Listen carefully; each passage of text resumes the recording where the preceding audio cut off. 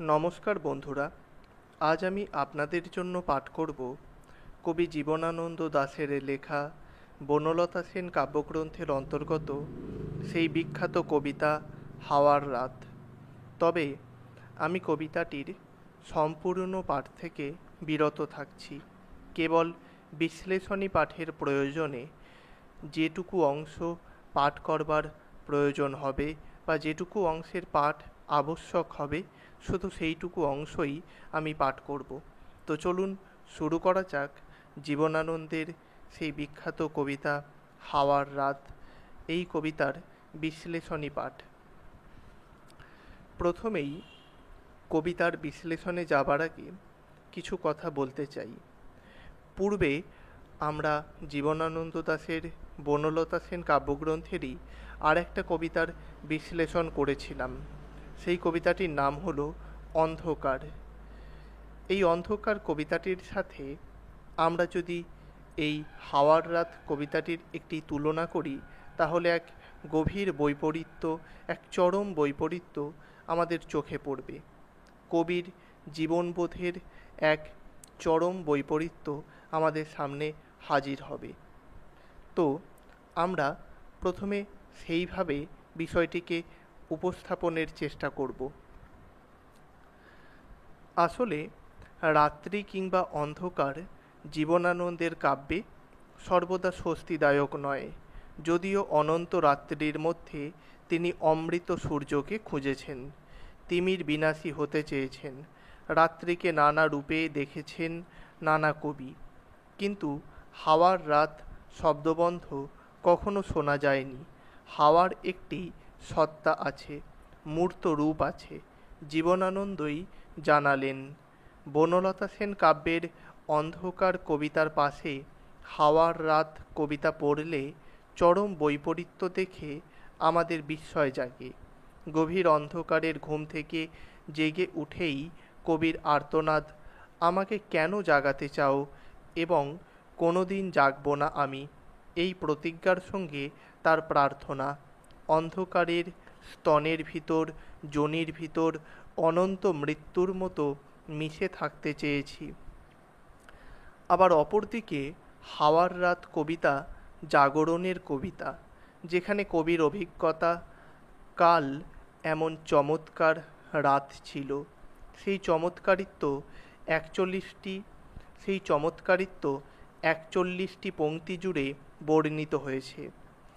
এমন আনন্দময় রাত আর নিদ্রাহীন রাত বোধহয় জীবনানন্দের জীবনে কমই এসেছে। সাল তারিখের অভাবে বলা সম্ভব নয় ঠিক কোন অনুভবে কবি এমন কোজাগরী রাত কাটালেন, যেখানে তার জাগিবার অবিরাম ভার নেই, মৃত্যুমাখা অন্ধকার নেই, আছে কেবল মুগ্ধতা, উল্লাস আর জীবনের দুর্দান্ত নীলমত্ততা। আসলে উত্তম পুরুষে বিবৃত নির্ভেজাল গদ্য কবিতা হাওয়ার রাত। কোনো বাচনিক কৃত্রিমতা এখানে নেই। এক বিগত রাত্রির আনন্দঘন অনুভূতি ও অভিজ্ঞতার বিবরণ দিয়েছেন কবি।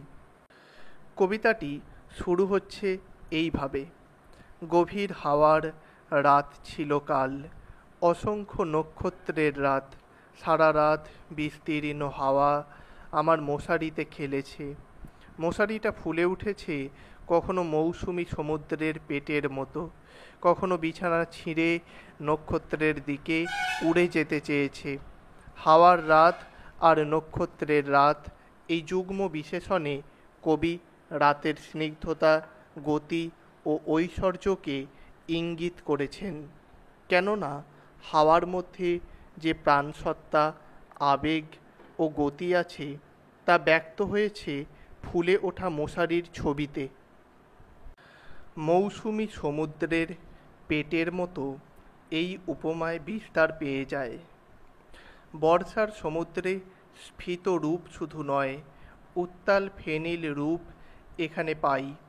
এই মশারি কবির কাছে প্রতিবন্ধকতার প্রতীক, যার জন্য তিনি দূরে অসীমে যেতে পারেন না। সেই স্থির বদ্ধ মশারির হাওয়ায় সেই স্থির বদ্ধ মশারিও হাওয়ার রাতে গতি পায়। ঠিক যেভাবে বলাকা কাব্যগ্রন্থের বলাকা কবিতায় রবীন্দ্রনাথ দেখিয়েছেন তরু শ্রেণী মাটির বন্ধন ছিঁড়ে আকাশযাত্রী, সেখানে যেমন কবি বলছেন লক্ষ লক্ষ বীজের বলাকা মেলিতেছে অঙ্কুরের পাখা, তেমনি এখানে কবি জীবনানন্দেরও মনে হয় মাথার উপরে মশারি নেই বুঝি, প্রবল হাওয়া তাকে উড়িয়ে নিয়ে গেছে নীল হাওয়ার সমুদ্রে, সাদা বকের মতো উড়ছে সে। বকের উপমায় গতির ইঙ্গিত এবং পুনরায় সমুদ্র শব্দে বিস্তার, দূরত্ব ও বিশালতা ব্যঞ্জিত হয়েছে। মশারিকে একবার নক্ষত্রের দিকে উড়ে যেতে দিতে চেয়েছেন কবি, যদিও নক্ষত্র লোকে সীমাহীন সমুদ্রেই মশারির যাত্রা, কিন্তু নিজে কবি নক্ষত্র অভিসারী। তার রাতের আকাশ মৃত নয়, নিষ্প্রদীপ নয়, বরং মৃত নক্ষত্রেরাও সেই রাতে সবাই জেগে উঠেছিল। এক আকাশ তারা আর হাওয়া ভরা রাতে কবি পৃথিবীর সমস্ত ধূসর প্রিয় মৃতদের মুখও সেই নক্ষত্রের ভিতর দেখেছেন।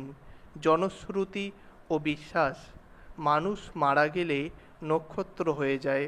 কবি অপূর্ব প্রতিভায় এই লোকায়ত ধারণাকে মিলিয়েছেন, যেখানে নক্ষত্রও তার আপনজন, যাদের উজ্জ্বলতা প্রেমিক চিলপুরুষের শিশির ভেজা চোখের মতো। আমরা কবি জীবনানন্দের হায় চিল কবিতায় দেখেছি পেয়ে হারানোর বেদনায় সোনালি ডানার চিল হৃদয় খুঁড়ে বেদনা জাগায়। এখানে সুদূরের নক্ষত্ররা কি রাঙা রাজকন্যার মতো রূপ নিয়ে সরে থাকে, তাই প্রেমিক চিলপুরুষের সজল চোখের কথা বলেন কবি? জানি না। মৃত নক্ষত্ররা কবির কাছে নারীরূপী, তাই তো কবি বলছেন যে রূপসীদের আমি এসিরিয়ায় মিশরে মরে যেতে দেখেছি, কাল তারা অতি দূর আকাশের সীমানায় কুয়াশায় কুয়াশায় দীর্ঘ বর্ষা হাতে করে কাতারে কাতারে দাঁড়িয়ে গেছে যেন। ইতিহাসের আলো ছায়ামাখা নারীরা নক্ষত্র হয়ে কবির মনে এই প্রশ্ন জাগায়, এমন রাতে কেন তারা আসে? এখানে কবি বলছেন মৃত্যুকে দলিত করবার জন্য, জীবনের গভীর জয় প্রকাশ করবার জন্য, প্রেমের ভয়াবহ গম্ভীর স্তম্ভ তুলবার জন্য। অর্থাৎ এখানেও সেই প্রেমের বিচিত্র কর্মরূপ এই সবের মধ্য দিয়েই প্রকটিত হচ্ছে। প্রেম যখন ছিঁড়ে ফিরে যায় তখন ভয়াবহ গম্ভীর স্তম্ভ রচিত হয়, কিন্তু প্রেম এক রাত্রির জন্যও যদি দেয় তাতে মৃত্যু তুচ্ছ হয়ে যায়, জীবনের গভীর জয় ঘোষিত হয়। প্রেমের সেই দানের ঐশ্বর্য কেমন তা জীবনানন্দই জানিয়েছেন তার ধূসর পাণ্ডুলিপি কাব্যের প্রেম কবিতায়।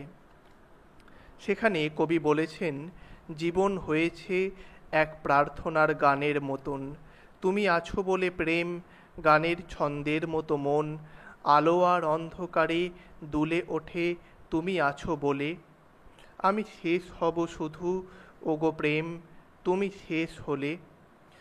আর ঠিক এই হাওয়ার রাত কবিতায় হাওয়ার রাতে নক্ষত্রের জাগরণ কবির প্রেমের ও হৃদয়েরও জাগরণ।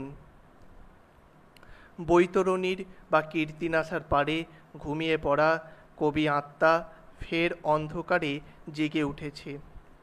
আমরা এই বৈতরণী এবং কীর্তিনাশার পাড়ে পাণ্ডুর চাঁদের আলো গুটিয়ে নেওয়া এবং ধ্বংসের দিকে তার আলো সরে যাওয়া, এই সমস্ত বর্ণনাই পেয়েছি আগের অন্ধকার কবিতার বর্ণনা বা বিশ্লেষণের সময়।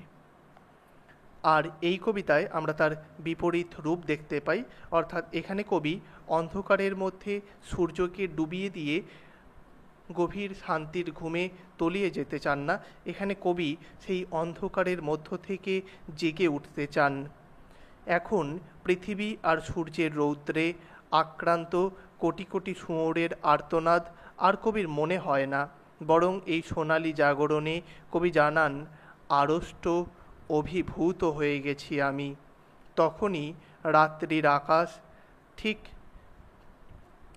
বেবিলনের রানীর ঘাড়ের উপর চিতার উজ্জ্বল চামড়ার শালের মতো জ্বলজ্বল করছিল দেখা যায়।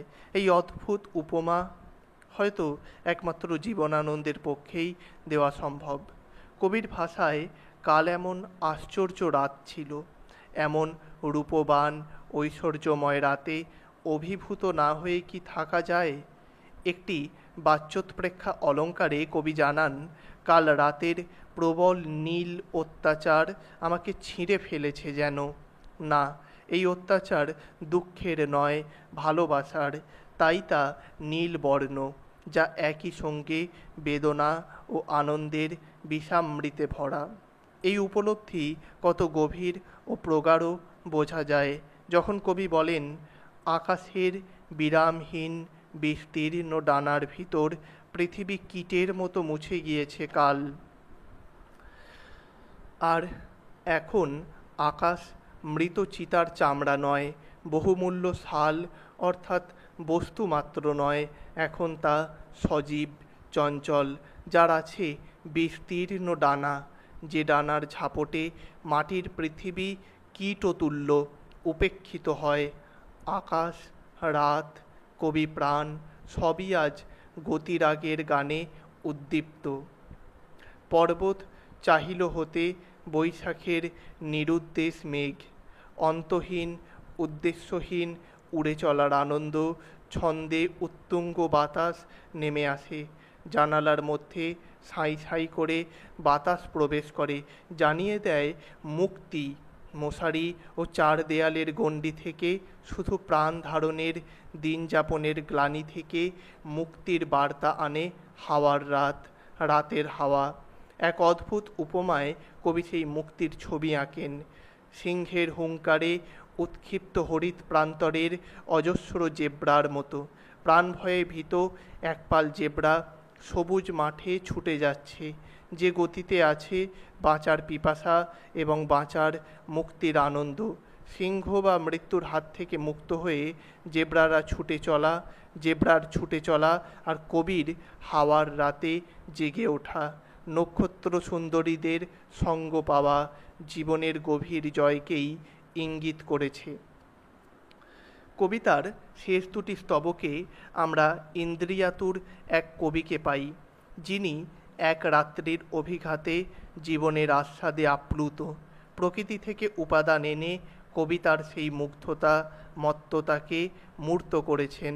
বলেছেন, হৃদয় ভরে গিয়েছে আমার বিস্তীর্ণ ফেল্টের সবুজ ঘাসের গন্ধে, দিগন্ত প্লাবিত বলিয়ান রৌদ্রের আঘ্রাণে। সবুজ ঘাস ও তার গন্ধ প্রাণের যৌবনের প্রতীক। বলিয়ান রৌদ্রকে পৌরুষ ও বীর্যবত্তা ধরা যায়। এই অনুষঙ্গে রাত্রি বা অন্ধকার এবং রৌদ্র নিয়ে আসে যৌন চেতনা।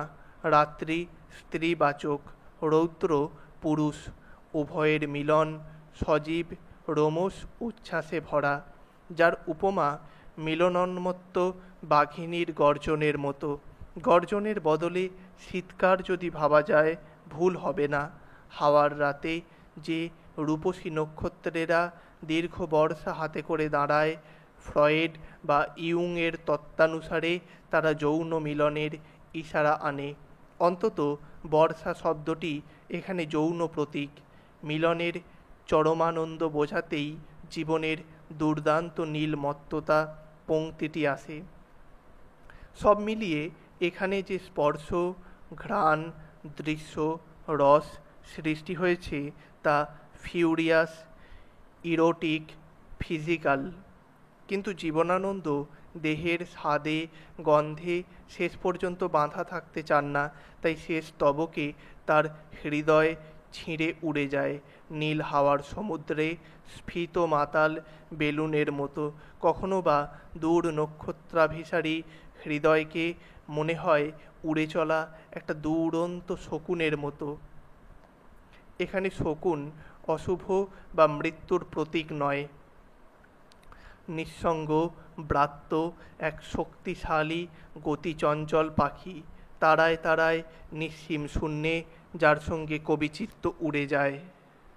এবার কাব্যগ্রন্থ ধরে আলোচনার সময় যেভাবে লিখতে হবে, খুব সংক্ষেপে অল্প কথায় কবিতার মূল ভাবটি যেভাবে উপস্থাপন করতে হবে, আমি সেই অংশটুকু শুধু বলছি। আসলে হাওয়ার রাত কবিতা জাগরণের কবিতা, উত্তম পুরুষে বিবৃত নির্ভেজাল গদ্য কবিতা হাওয়ার রাত। কোনো বাচনিক কৃত্রিমতা এখানে নেই। এক বিগত রাত্রির আনন্দঘন অনুভূতি ও অভিজ্ঞতার বিবরণ দিয়েছেন কবি। যেখানে কবির অভিজ্ঞতা কাল এমন চমৎকার রাত ছিল, সেই চমৎকারিত্ব ৪১টি পংক্তি জুড়ে বর্ণিত হয়েছে। এমন আনন্দময় রাত আর নিদ্রাহীন রাত বোধহয় জীবনানন্দের জীবনে কমই এসেছে। সাল তারিখের অভাবে বলা সম্ভব নয় ঠিক কোন অনুভবে কবি এমন কোজাগরী রাত কাটিয়েছিলেন, যেখানে তার জাগিবার অবিরাম ভার নেই, মৃত্যুমাখা অন্ধকার নেই, আছে মুগ্ধতা, উল্লাস আর জীবনের দুর্দান্ত নীলমত্ততা।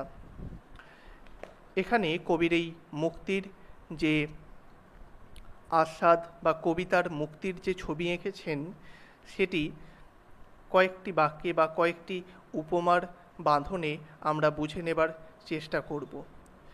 কবি তার এই কবিতায় দেখিয়েছেন আকাশ ধীরে ধীরে কিভাবে স্বাধীন থেকে আরও স্বাধীন এবং চূড়ান্ত মুক্তির দিকে এগিয়ে যাচ্ছে। আকাশ এখন আর মৃত চিতার চামড়া নয়, বহুমূল্য শাল অথবা বস্তুমাত্র নয়, যেভাবে কবিতার প্রথম কয়েকটি পংক্তি বা প্রথম কয়েকটি স্তবকে ছিল। আকাশ ধীরে ধীরে হয়ে ওঠে সজীব, চঞ্চল, যার আছে বিস্তীর্ণ ডানা, যে ডানার ঝাপটে মাটির পৃথিবী কীটতুল্য উপেক্ষিত হয়। আকাশ, রাত, কবি প্রাণ সবই যেন গতিরাগের গানে উদ্দীপ্ত, গতিরাগের গানে উদ্দীপ্ত। পর্বত চাহিল হতে বৈশাখের নিরুদ্দেশ মেঘ, ঠিক যেন এমনটি অন্তহীন উদ্দেশ্যহীন উড়ে চলার আনন্দে ছন্দে উত্তুঙ্গ বাতাস নেমে আসে, জানালার মধ্যে সাঁই সাঁই প্রবেশ করে, জানিয়ে দেয় মুক্তি। মশারি ও চার দেয়ালের গণ্ডি থেকে শুধু প্রাণ ধারণের দিন যাপনের গ্লানি থেকে মুক্তির বার্তা আনে এই হাওয়ার রাত, রাতের হাওয়া। বিভিন্ন অদ্ভুত উপমার মধ্য দিয়ে কবি এই মুক্তির ছবি এঁকেছেন উক্ত কবিতার মধ্যে। কবিতার শেষ পংক্তি বা শেষ স্তবকে কবির যে বোধ জেগে উঠেছে, সেটাও সামান্য কথায় ব্যক্ত করা যায়। কবি সব মিলিয়ে যে স্পর্শ, ঘ্রাণ, দৃশ্য, রস সৃষ্টি হয়েছে কবির অন্তরে, তা ফিউরিয়াস, ইরোটিক এবং ফিজিক্যাল। কিন্তু জীবনানন্দ দেহের স্বাদে গন্ধে শেষ পর্যন্ত বাঁধা থাকতে চান না, তাই শেষ স্তবকে তার হৃদয় ছিঁড়ে উড়ে যায় নীল হাওয়ার সমুদ্রে স্ফীত মাতাল বেলুনের মতো। কখনো বা দূর নক্ষত্রাভিসারী হৃদয়কে মনে হয় উড়ে চলা একটা দুরন্ত শকুনের মতো।